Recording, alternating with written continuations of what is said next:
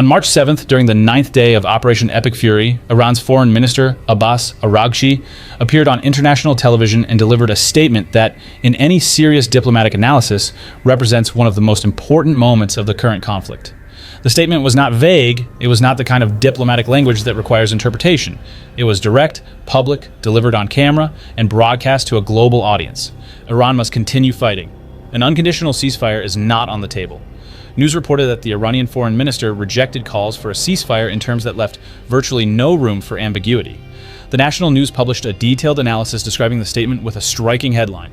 Iran's foreign minister rejects an unconditional ceasefire and vows to fight until the end.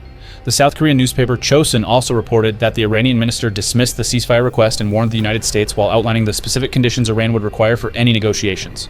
On the opposite side of the conflict, another equally absolute position emerged. Reports indicated that Donald Trump stated clearly that there would be no deal with Iran except unconditional surrender. According to that statement, the only condition under which the United States would consider ending military operations would be the complete capitulation of the Iranian regime. Unconditional surrender on one side, continuation of the fight on the other. These are the two public positions of the leaders involved in what is currently the most active geopolitical conflict in the world. Between these two positions, there is virtually no room for a conventional diplomatic agreement. The Soufan Center described the situation with a particularly accurate analysis, noting that the United States is struggling with an exit strategy while Iran is in the process of selecting a new supreme leader. To fully understand what it means for an Iranian foreign minister to reject a ceasefire in front of global cameras during an intense military conflict, it is necessary to look at the historical, diplomatic, and strategic background. Before Operation Epic Fury began, there was an active diplomatic process underway. Reports indicated that nuclear negotiations between the United States and Iran were expected to resume in Geneva against the backdrop of rising military tension. Those discussions were part of a negotiation process conducted through diplomatic channels in Oman.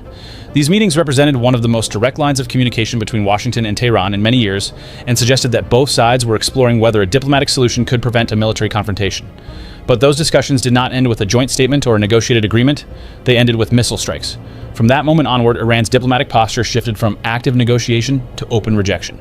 Reports documented that Iran declined further talks with the United States while military attacks continued. Iran's ambassador to the United Nations also confirmed that Tehran had not contacted Washington about potential peace discussions, reinforcing the position that Iran would not resume negotiations while under active attack.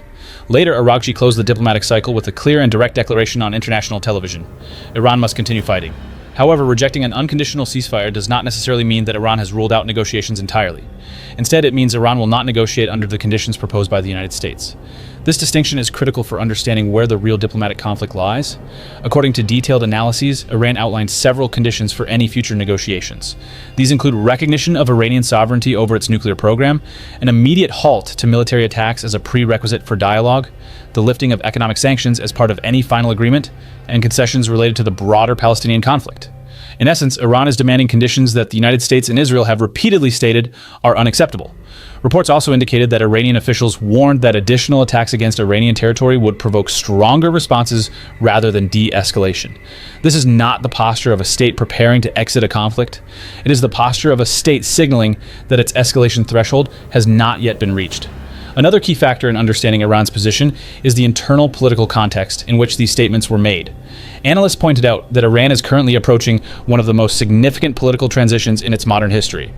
The country is in the process of selecting a potential successor to Supreme Leader Ayatollah Ali Khamenei, who has led Iran since the late 20th century and whose health,